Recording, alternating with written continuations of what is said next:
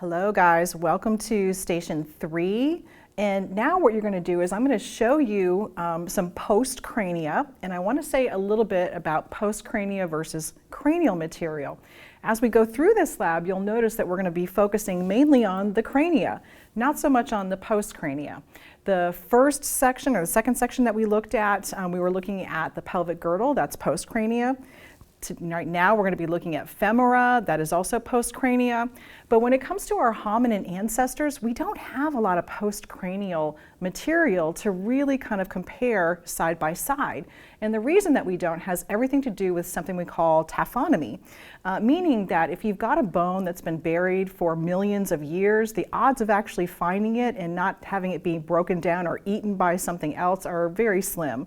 And so finding even the crania is kind of a miracle, but finding postcrania, like these femora right here, is pretty rare. And so one of the things that will get a paleoanthropologist really excited is finding postcrania, because they can use those pieces of bone and skeletal material to infer a little bit about the living hominin ancestor, and that's what we're going to do with this lab. And so magically, what you're going to be able to do is you're going to be able to look at the information that I've given you in this section, and you're going to be able to tell me which one of these is from a Homo sapien and which one is from a chimpanzee. And so I'm going to hold it just as if I were the student in the lab. And you'll see here, this one's conveniently marked. It says you need to hold it this way down. And this way down is the distal end of a femur. So this is a femur. We don't know if it's a chimp, we don't know if it's a human, but you will when I kind of show you the elements that are associated with it.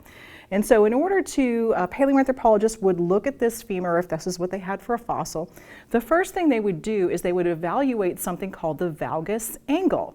And the way that they do that is by taking the distal end away from the femoral head, that's the femoral head, and they would literally just stick it on the table like this. And now they're looking to see how the bone is angled. Is it angled, does it go off to the side a little bit, or is it straight up and down? All right, so this femur is going to be your femur A. Okay, so you, in your notes, in your station, you need to let me know if you think that femur A is a chimp femur, or if femur A is a human femur. All right, so we're going to put that femur there. Here's another one. And this femur is impressive. It's a little bit bigger than the other one. But remember, you can have relative sizes, but we're going to act just like a paleoanthropologist. We're not going to worry so much about the relative size.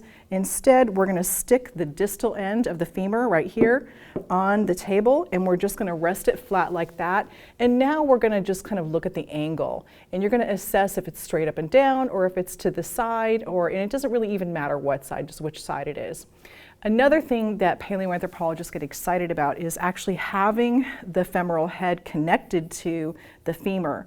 And the reason they get excited about that is that if they have a big, robust femoral head, they know that that organism had a lot of weight on it, right? Lots of weights going on that, so the femoral head has to be a little meatier in order to support that weight. And so if you have something that's built to support a lot of weight, that probably means that it's not a quadruped. Because remember, our chimp friend here had the weight evenly distributed. As soon as we stand up, there's a lot of weight that goes on our pelvic girdle, and then where the femur goes into the pelvic girdle, and you need something a little bit more robust. All right, so one more time for you guys. Let's take a look at femur A. We're going to look at the valgus angle. And then we're going to come over and do the same thing with femur B. And now in your notes, you're going to tell me, is femur A human or chimp, or is femur B human or chimp?